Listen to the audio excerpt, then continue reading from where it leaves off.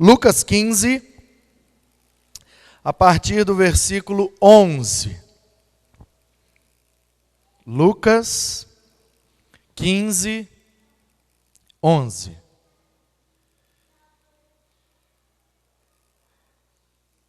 Continuou Jesus, porque já havia contado 2 parábolas, então continuou. Certo homem tinha 2 filhos. O mais novo deles disse ao pai: Pai, me dá a parte dos bens que me cabe, ou seja, me dá a sua herança. E ele, o pai, lhes repartiu os haveres.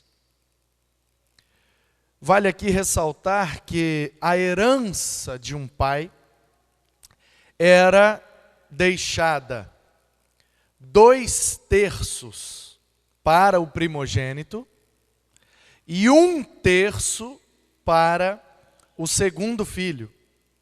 Do terceiro em diante, não sabemos o que era feito. Alguns dizem que o 1/3 do mais novo poderia ser dividido com todos os mais novos.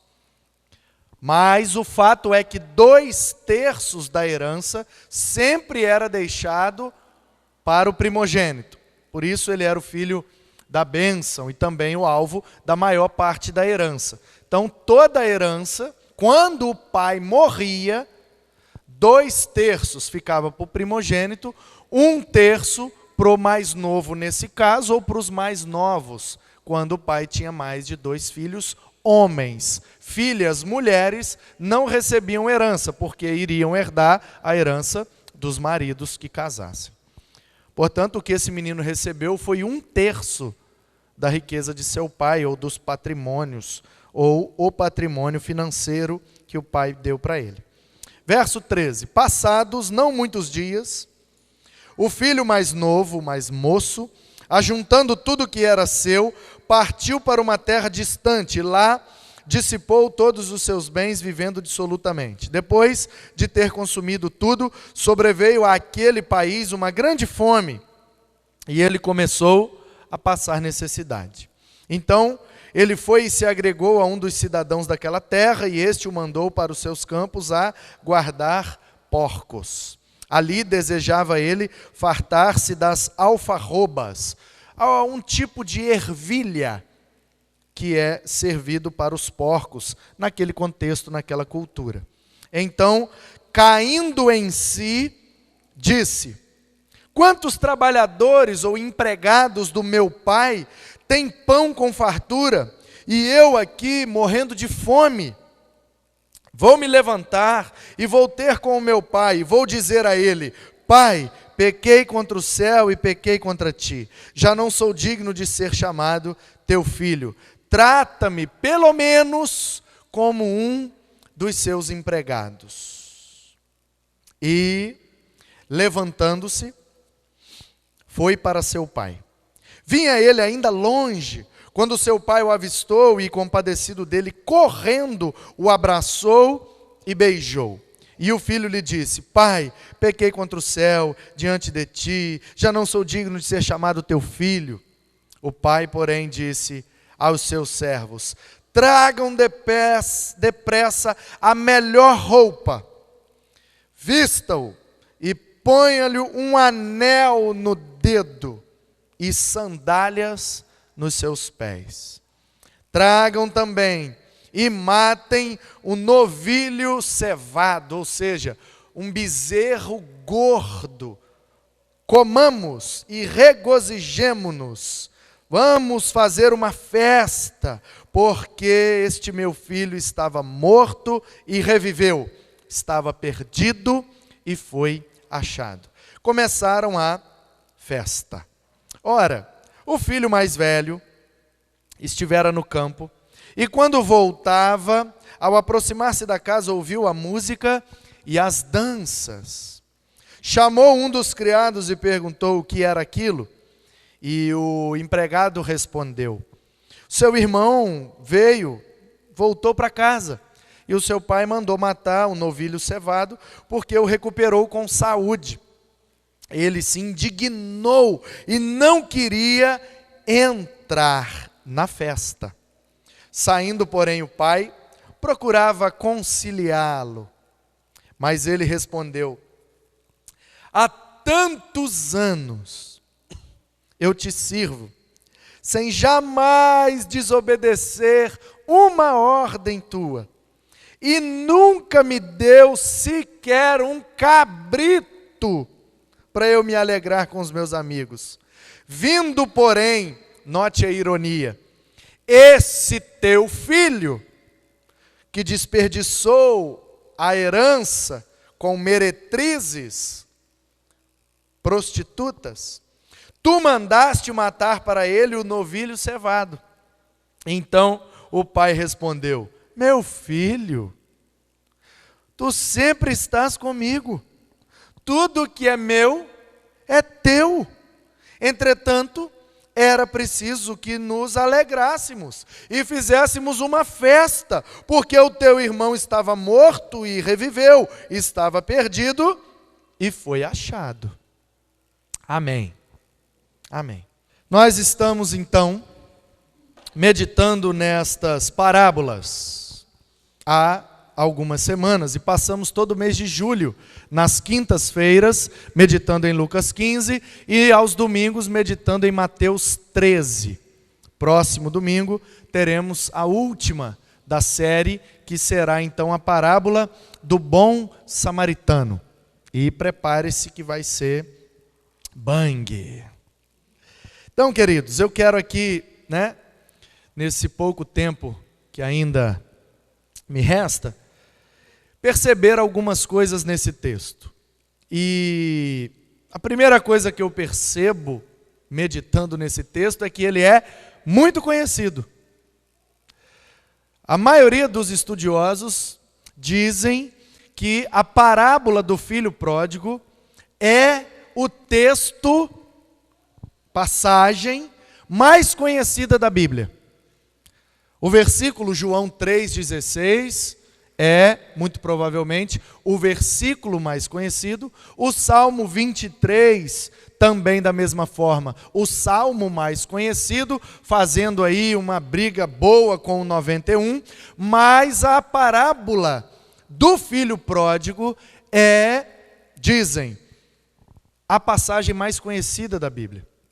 Talvez um dos textos mais pregados, mais estudados, mais usados para promover pregações, estudos, mensagens, palestras, canções, congressos, Essa ideia de um filho que volta para casa, essa ideia está sempre presente. E a pergunta então é: o que a gente pode falar de novo em cima de algo que é tão conhecido? Eu penso que não muita coisa, apenas chamar a sua atenção, refrescar a sua memória, trazer o entendimento àqueles que não têm muita intimidade com essa passagem para alguns detalhes. Então, eu percebo aqui que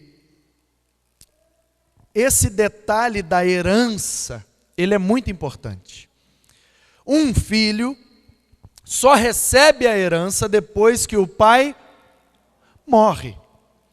Portanto, o filho, seja ele o mais novo, o mais velho, um filho, dizer para o pai: me dá a minha herança, seria a mesma coisa que dizer para o pai: eu preferia que você estivesse morto. É quase que dizer: você vale mais para mim morto do que vivo, então me dá logo a minha herança. Eu prefiro o seu dinheiro do que a sua amizade. Eu prefiro os seus bens do que a sua companhia. Portanto, me dá o meu dinheiro e eu vou embora. Já pensou? Eu sou pai de menino, e eu fico imaginando o que é que não passou essa história. Você sabe, é uma parábola, é uma alegoria, ela não é real, mas eu me coloco aqui como esse pai e fico tentando imaginar o que é para um pai ouvir isso de um filho. Misericórdia. Me conhecendo, ai dele, se fizer isso. Quando o filho diz para o pai, me dá a minha herança, ele está pior do que uma faca, pior do que um punhal. Talvez fosse menos doloroso dar um tapa no rosto desse pai, do que dizer para ele, me dá a minha herança. E aí você olha e fala assim, realmente, é uma expressão muito dura, muito cruel de se dizer para um pai. E aí eu pergunto a você, você teria coragem de dizer isso para o seu pai? Para sua mãe? Para quem criou você, seja um tio, um avô, qualquer que seja a pessoa que te criou, você teria coragem de chegar para ela e dizer, me dá o meu dinheiro, prefiro que você esteja morto. Você tem uma casa, depois que você morrer a casa vai ser minha, então morre logo para eu herdar logo essa casa. Você teria coragem? Aí você olha e fala assim, que é isso, pastor? Misericórdia, jamais eu faria um negócio desse. Pois bem, quero dizer a você uma má notícia nesta noite.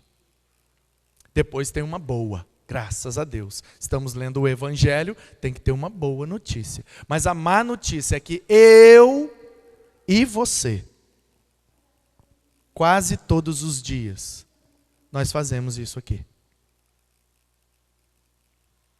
Se Deus é o nosso Pai, toda vez que eu e você vivemos como se Ele não existisse, é como se nós disséssemos para Ele, preferia que você estivesse morto. E isso é chamado de ateísmo prático.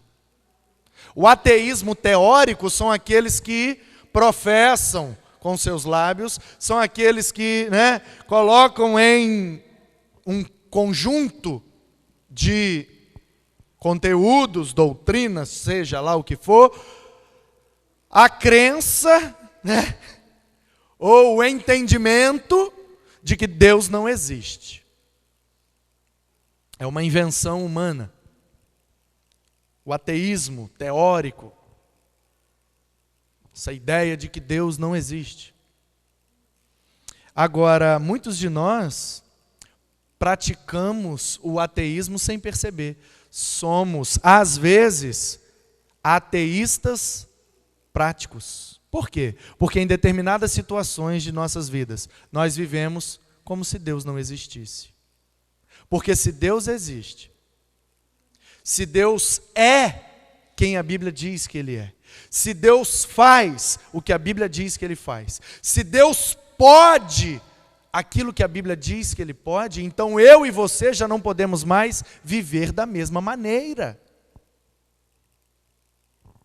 E aí o escritor de Provérbios vai dizer, o temor do Senhor é o princípio da sabedoria. O que é temor? Temor não é medo. Nós não devemos ter medo de Deus, devemos temê-lo. Qual é a diferença? Simples. Penso eu que temor a Deus é saber quem Ele é e saber o que Ele pode fazer. Portanto, Deus é onipresente. Ele está em todos os lugares, ao mesmo tempo, caso haja necessidade. Deus é onipotente. Ele tem todo o poder, pode fazer qualquer coisa, desde que não fira o seu caráter. Ele é onisciente, Ele sabe todas as coisas, porém não interfere na liberdade dos seus filhos. Deus é muitas coisas. Ele tem muitos atributos.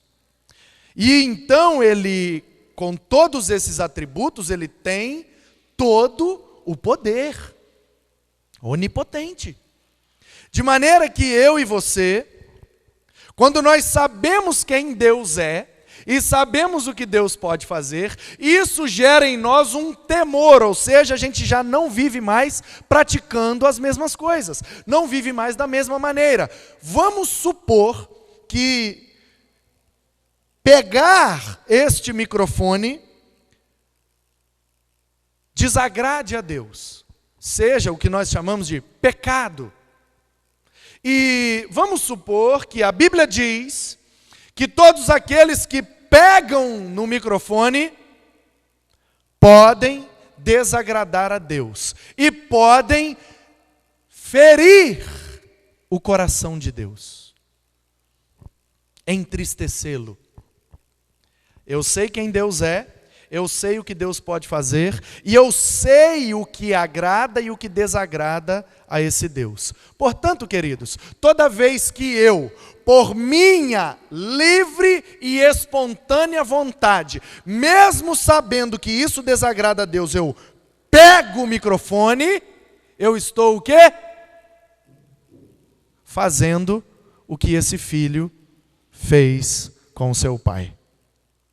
Eu estou dizendo para ele, era melhor que você não existisse, era melhor que você não tivesse inventado essa regra tola, era melhor que não tivesse me dado esta lei inútil, porque tocar no microfone é tão bom. Por que você é assim? Um Deus estraga prazeres. Por que eu não posso pegar Eu posso sim pegar o microfone, posso chacoalhá-lo, posso jogá-lo no chão, quebrá-lo, e que você não existisse mais. Seria melhor para mim, porque eu viveria cercado de microfones e usaria todos os microfones, e isso para mim seria muito bom. Então por que você existe e inventou essa regra maluca, essa lei de que não pode pegar no microfone? Aqui, ó, eu estou com o microfone e ainda estou vivo, ainda estou de pé. Está vendo aí?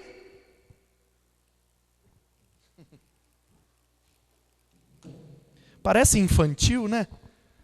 Parece tolo. Mas em última instância, espiritualmente, é isso que eu e você fazemos todos os dias, quando nós sabemos o que desagrada a Deus e ainda assim persistimos e insistimos em praticar tais coisas.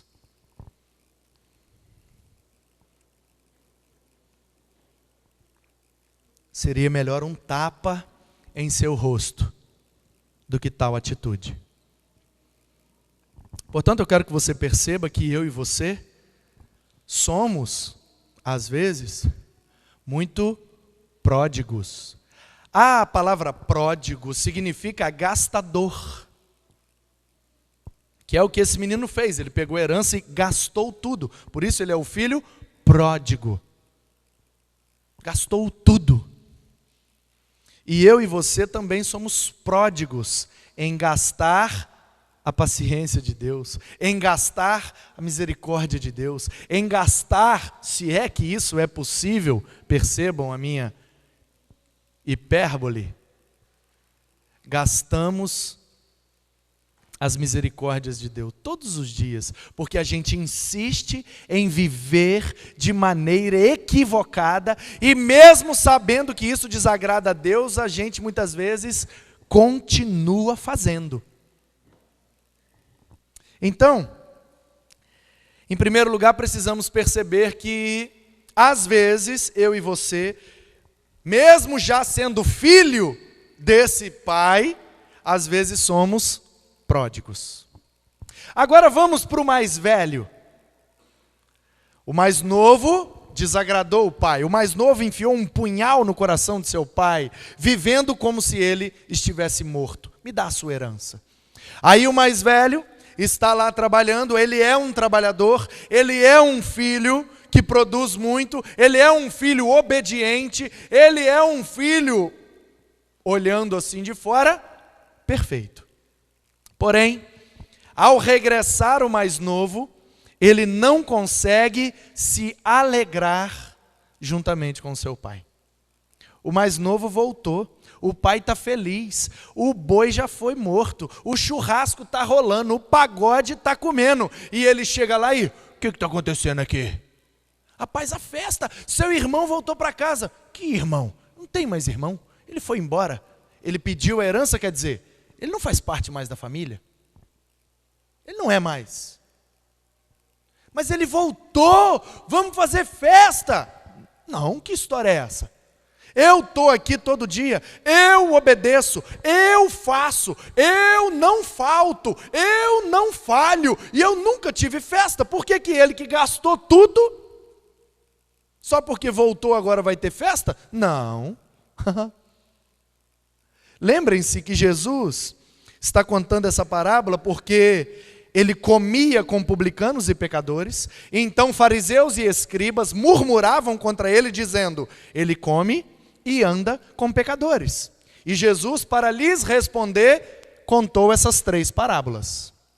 Qual é o homem que, tendo 100 ovelhas, perdendo uma, deixa as 99 e vai atrás de uma? Qual é a mulher que, tendo 10 moedas, perde uma dentro de casa e não busca diligentemente até encontrar, e quando encontra, faz festa com as amigas? Qual é o pai que, tendo 2 filhos e perdendo um, quando ele volta, não faz festa? Portanto, note que em todas as parábolas, o que Jesus está dizendo para os escribas e fariseus, para os judeus religiosos, é o seguinte: vocês se acham certos, mas vocês também estão errados. E diante de Deus, todos têm que se arrepender.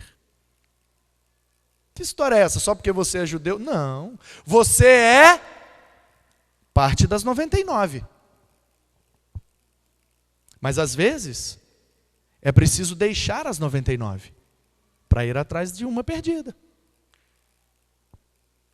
Você é uma das 9 moedas, mas às vezes é preciso deixar as 9 para buscar a que está perdida.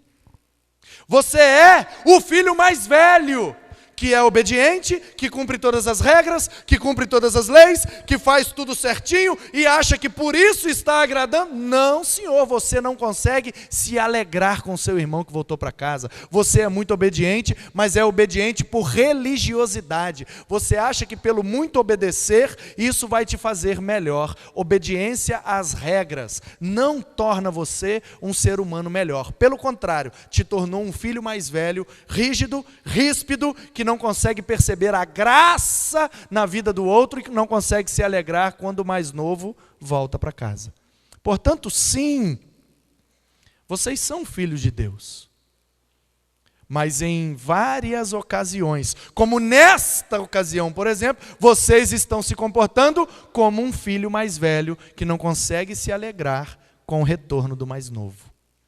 Os publicanos, os pecadores, os gentios, são os filhos mais novos. E eles estão voltando para casa. Através de mim, eles estão voltando. E vão continuar voltando. Portanto, que vocês, como mais velhos, não tenham a mesma atitude desse mais velho, mas que possam se alegrar com os mais novos que estão retornando. Penso eu que basicamente é essa a mensagem que Jesus está colocando para eles refletirem através dessa parábola. E é isso mesmo. E é isso mesmo, e ninguém vai discordar disso. Mas eu quero aqui trazer para a minha e para a sua vida algumas aplicações. A primeira delas é que perder é ruim, mas pior do que perder é estar perdido. Nós temos algumas coisas na vida. Nós temos bens, nós temos ego, vaidade. E pensa agora aquela coisa que tem muito valor para você. Pode pensar um emprego, pode pensar a profissão, um cargo, um salário, pode até inclusive pensar uma pessoa. Seria ruim perder? Mas pior do que isso, seria estar perdido. Porque eu conheço gente que não perde nada, mas está completamente perdido. Este rapaz, note, ele ganhou a herança, mas se tornou um filho perdido. Muitas vezes eu e você pensamos que ganhar, adquirir, somar, conquistar, ajuntar é o mais importante. Eu quero te dizer, baseado nesta verdade de Jesus, que o mais importante não são os ajuntamentos materiais, os crescimentos físicos. O mais importante é não estar perdido diante de Deus. O mais importante é estar na casa do Pai.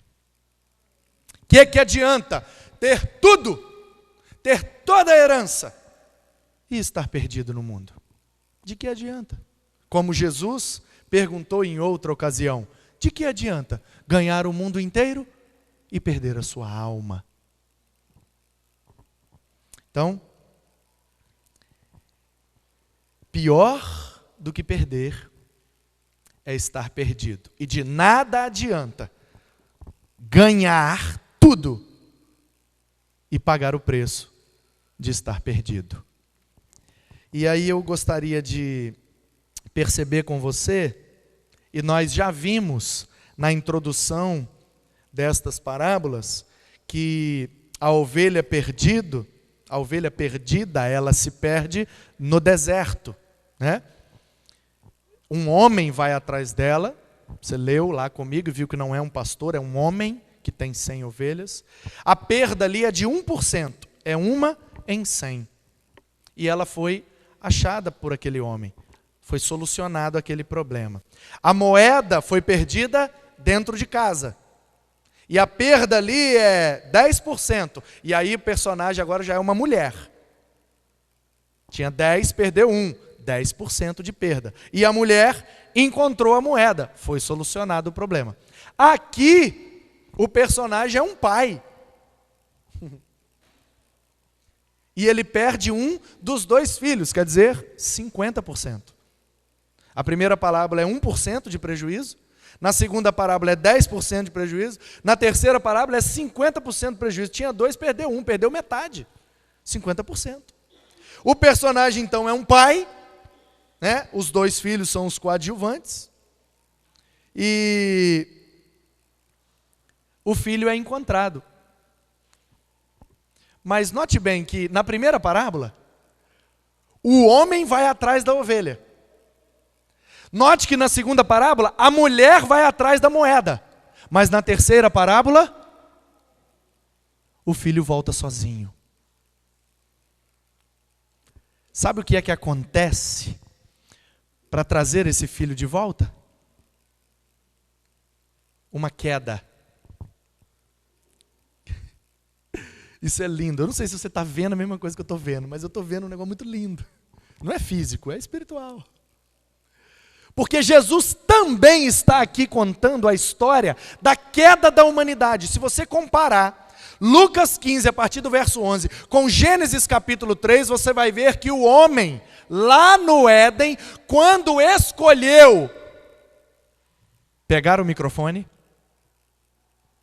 ele desagradou a Deus, portanto ele pecou e ele foi expulso. Ele saiu da presença do Pai e saiu errante pelo mundo. O que é que Jesus está contando? O método de Deus para trazer este homem de volta. E o método de Deus é o arrependimento, que também é uma queda. Olha que coisa louca, o ser humano está lá, criado. A figura é mais ou menos essa, ele está criado de pé, porque ele é a imagem e semelhança de Deus, ele é perfeito, ele nunca pecou, ele é justo, santo, moral, ele é reto, ele se relaciona com Deus, ele conversa com Deus todos os dias, e de repente Deus dá para ele uma única lei: não come daquele fruto. Tem gente que diz, é impossível obedecer a Deus, porque tem 10 mandamentos. E esses 10, ao longo de Levítico e Deuteronômio, viram centenas. É impossível cumprir centenas de mandamentos. Não. O problema do homem não é que ele não conseguiu cumprir centenas. O problema do homem é que ele não conseguiu cumprir um. Não come aquele fruto. E ele comeu. Ele não conseguiu guardar um mandamento, vai conseguir guardar centenas? Claro que não. Então, o homem que está de pé, imagem e semelhança de Deus, perfeito, dizem os teólogos, ele caiu. Por isso chama queda, né? Ele desobedeceu, portanto ele caiu. Ele tinha uma posição diante de Deus, agora ele é pecador. E o salário do pecado é a morte, a separação de Deus. E aí esse homem, à semelhança desse filho, sai pelo mundo, fora do paraíso, fora da presença de Deus, fora da proteção de Deus, fora do relacionamento e da intimidade com Deus. Ele vai, entre aspas, de maneira pródiga, gastando toda a graça de Deus. Porque embora ele tenha pecado, e o salário do pecado é a morte, ele não morre imediatamente. Ele morre espiritualmente e fisicamente, como numa energia residual, ele vai vivendo, mas depois de um tempo, fisicamente também ele morre. Como é que ele não morreu imediatamente? Energia residual. Como é que funciona? O ventilador está ligado lá rodando. Se você desligar o ventilador, ele não para de rodar imediatamente. Ele já está morto. Ele já não tem mais energia. Mas ele tem uma energia, um resíduo de energia que faz ele girar, girar, girar, até que ele para. Então, Jesus diz: o homem caiu para baixo por causa do pecado, mas o arrependimento pode fazer ele cair para cima. Tem como isso, gente? Tem como. Eu vou ilustrar para você. Eu, há alguns anos atrás, tinha um carro, um Gol de ano 2005, 2 portas básico. Ele era uma mistura. É um carro que a Volkswagen lançou em 2005, que era um negócio aí e tal, né, esquisito, que ele era a lata do G3, o interior do G2 e o motor do G4. Entendeu? Por dentro ele é o bolinha, por fora ele é o G3, mas ele já tinha um motor flex, que é o motor da 4ª geração. Então ele era uma bagunça, uma mistura que a Volkswagen deu para poder competir com as outras montadoras. E aí, ele era barato. E ele era básico, mas ele era bom demais. Eu tinha aquele carro, o ano dele era 2005. Fui visitar minha mãe viu lá, eu já estava no ministério com a igreja, e eu carregando os jovens e adolescentes da igreja dentro daquele carro, o carro era pequeno. Aí minha mãe se compadeceu, ela aposentou e tal, a casa dela não tem garagem, tinha lá uma garagem muito apertada de um vizinho lá que ela usava, e ela falou: meu filho, vamos trocar de carro? Eu falei: mãe, como assim? A senhora tem um Fox, o Fox da senhora é 2010. Como é que eu vou trocar um Gol 2005, um Fox do meu? Tem que voltar um dinheiro aí para a senhora. Ela falou: não, vou te dar de presente. Nunca te dei um presente? Eu falei: opa, então vamos lá no cartório, papum, entendeu? Nós trocamos sim, pau a pau. Ela ficou com o meu Golzinho, eu saí com o Fox e fui embora feliz da vida. Aleluia. Peguei o Fox 2010, mas o Fox da minha mãe era básico. Um Fox 2010, 4 portas, básico. 1.0, tinha nada. Beleza, eu vim embora para Guarapari. Prega aqui, prega ali, tal, Deus abençoa, dá umas aulinhas aqui, outra ali, tal, etc, e coisa e tal. Junta, vamos trocar de carro? Vamos. Aí eu troquei um Fox, 2010, por um Corolla, 2005. Aí eu fui visitar a minha mãe de Corolla. Aí ela olhou e falou: meu filho! Aí eu: entra aí, mãe, para você dar uma volta. Era um Corolla 2005, mas ele era o top, era o SEG. Ele tinha ar digital, direção hidráulica, retrovisor elétrico, vidro, direção, alarme, não sei o quê, banco de couro. Era um retrovisor elétrico que escurecia do botãozinho, tudo eletrônico, tudo. Aí minha mãe: meu filho, mas esse carro é muito bom, muito bonito. Qual é o ano dele? Esse carro é zero? Eu falei: é 2005. Aí ela: meu filho, isso é um carro velho. Isso já era 2014. 2013, 2014. Ela: meu filho, o carro 2005. Eu falei: pois é, mãe, eu caí para cima. Entendeu ou não? Eu saí do 2010 e fui para o 2005, mas eu estava num carro muito melhor. Então é possível cair para cima. Né? Se você já assistiu aquele filme Tropa de Elite, eu acho que é o 2, o Capitão Nascimento diz isso, né? Ele faz lá um negócio errado, e aí o Estado vai punir ele, e com a punição coloca ele lá na Secretaria de Segurança. Aí ele fala isso no filme: eu caí para cima, parceiro. Um negócio assim que ele fala. Então o que acontece aqui? Uma queda que levanta. Que coisa louca, por isso que é pela fé.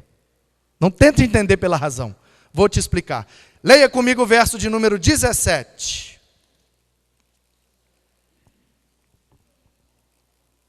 O filho Foi embora para casa. Gastou todo o dinheiro. Gastou tudo. E aí, quando ele viu, ele já estava comendo a lavagem junto com o porco que ele ajudava a criar. Verso 17. Então, caindo em si. Olha só. Entendeu como é que funciona? E aí, aqui eu queria te dizer um negócio. A melhor queda é cair em si. Isso é arrependimento. Quando a pessoa está vivendo a vida, sabe? Porque eu pego o microfone mesmo. Porque eu pego mesmo. E eu uso mesmo. E você já entendeu que nessa mensagem pegar o microfone é pecar contra o Senhor, desagradar a Deus. Eu pego o microfone mesmo, porque eu faço mesmo, e eu não estou nem aí. Aí um belo dia a pessoa cai em si. Ela... Microfone? Gente, como é que eu tive coragem de segurar esse microfone? Aí quem está em volta olha e fala assim, o que foi? Mas você andava com esse microfone para baixo e para cima. Não, mas isso está errado, isso não pode, isso desagrada a Deus, isso estava me matando. E aí a pessoa, cai em si. Em outro trecho da Bíblia, falando sobre Saulo de Tarso, diz que as escamas dos olhos caem, e aí a pessoa enxerga a verdade eterna de que somos todos pecadores, somos todos pródigos e precisamos cair em nós mesmos e nos arrependermos e voltar para a casa do Pai, que aqui agora representa o centro da vontade de Deus. E eu e você podemos viver isso todos os dias. Todos os dias em que nós estamos fazendo algo, insistindo em algo, realizando algo, que não temos certeza se é da vontade de Deus, se tem a bênção de Deus, será que nós não estamos sendo pródigos em gastar a longanimidade de Deus? Seria melhor então que parássemos. E ao refletir, pode ser que a gente tenha a melhor queda de todas, que é cair em si mesmo. E aí, caindo em si, a gente pode se levantar. Só se levanta na presença de Deus quem antes caiu em si. Leia comigo o verso de número 18. No 17 ele cai em si. No 18 o que é que ele faz? Me levantarei. Levantar-me-ei e vou voltar para a casa do Pai. Vou pedir perdão para o meu pai. Eu vou conversar com o meu pai. Vou ver se ele me recebe, pelo menos como um servo. Isso aqui é lindo, gente. O homem, longe de Deus, gastando a graça do Senhor sobre ele, vivendo de maneira equivocada. Ele toma uma queda, toma um tombo, ele cai em si. Preciso voltar, preciso conversar com meu pai, eu vou pedir perdão para ele. Então ele se levanta, no verso 18, e vai conversar com o pai. Diz o texto que ele chega lá e ele então confessa o seu erro. Pai, pequei contra os céus, pequei contra ti, ou seja, eu desagradei a Deus, eu desagradei o Senhor, eu fiz o que era errado. Me trate pelo menos como um empregado, me trate pelo menos como um servo. E aí, meu querido, o pai abraça ele, beija ele, fala, que mané servo, que mané empregado, eu vou dar uma festa, eu vou botar em você uma roupa nova, um sapato novo, um anel novo, e tudo isso simboliza que ele estava voltando a ser filho legítimo daquele pai, e aí então ele é recebido com festa, e não é tratado como empregado. Sabe o que isso significa para mim e para você? Que Jesus disse em João capítulo 15, eu não chamo mais vocês de servos, para mim vocês são amigos. Muitos de nós achamos que voltar para a casa do Pai é voltar para ser servo, é voltar para ser empregado, é voltar para ser filho mais velho, é voltar para obedecer regras, é voltar para poder trabalhar, frequentar culto e reunião e participar de tudo, porque se assim tudo a gente fizer, a gente vai agradá-lo. Nada disso. é voltar para ser filho, é voltar para ser livre, é voltar para ser festejador. É voltar para fazer festa, é voltar para ser alegre, é voltar para comer, para beber, para divertir, para festejar, para viver alegremente. Ah, mas não deu para eu ir no culto. Não deu, qual o problema, meu irmão? Ah, mas não deu, pastor, para eu ir na reunião. Não deu, meu irmão. Ah, pastor, eu queria ter feito, não fiz, e daí? A gente se cobra o que Deus não nos cobra. E essa religiosidade que nos exige cumprir as regras e obedecer a todos os mandamentos e fazer tudo o que Deus quer, isso deixa a gente louco, paranoico, psicótico, religioso. E todo e qualquer outro que não vive nessa nossa paranoia, a gente acha que é um desses teus filhos. Como o mais velho tratou o mais novo. A gente acha que quem cumpre mais as regras é mais crente. Da onde você tirou isso, meu irmão? Você viu o que o pai falou para o mais velho? Eu estou aqui todo dia com você. Você é que nunca fez festa comigo. Ou seja, estava na mesma casa, estava obedecendo as regras, mas não tinha intimidade, não tinha amizade. De que vale cumprir todas as regras e não ter intimidade com o pai?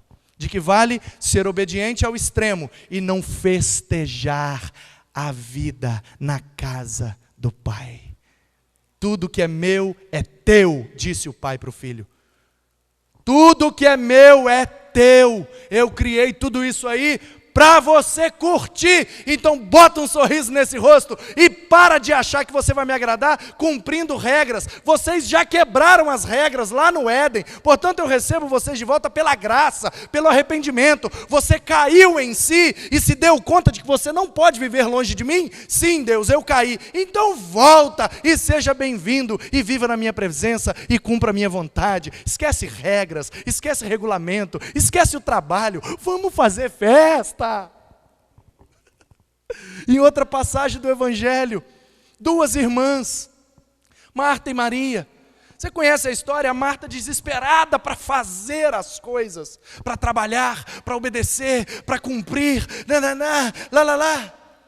psicótica, neurótica, louca. Discípula de Jesus, entendeu? Irmã nossa em Jesus Cristo, tem umas assim mesmo, tem, e é bênção, porque faz as coisas acontecer, é bênção, mas a irmã dela era de boas, fera, de boas, entendeu? 1000 cairão ao teu lado, 10.000 cairão à tua direita, mas tu não brigarás, porque tu és de boas. E aí a Maria, Jesus senta, você sabe que naquele tempo eles comiam sentados, né? Então estão parando lá em Betânia, na casa do Lázaro, o parceiro. As irmãs do Lázaro fazem um lanche gostoso, vamos sentar lá, um pãozinho, um vinhozinho, pá. E aí a Maria vem e pum, no colo de Jesus. Senta no pé dele ali quietinho, vai, Senhor, fala para eu ouvir, me ensina, vamos trocar uma ideia, vamos. E a Marta, desesperada na cozinha, e faz comida, e faz o lanche, e para agradar Jesus, é tudo para agradar, não é por maldade. Por isso que não é erro, é equívoco. E aí então, quando ela vem com aquele monte de coisa para agradar Jesus, chega lá, Senhor, olha aí a minha irmã aí, ó. Eu estou lá dentro igual uma doida, literalmente, para poder dar conta de tudo, e essa aí, ó, escarrapachada aí nos seus pés. O que é que Jesus responde para ela? Ô minha filha, você está perdendo o melhor do baile. Você está perdendo o melhor da festa, larga esses pão para lá, larga essa cozinha para lá, senta aqui, porque o maior prazer é ensinar vocês. Maria, diz o texto, escolheu a melhor parte.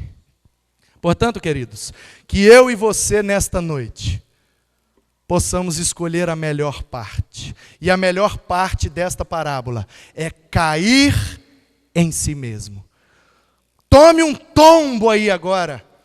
Caia em si mesmo. Arrepende-se e volta, porque a presença de Deus é o seu lugar.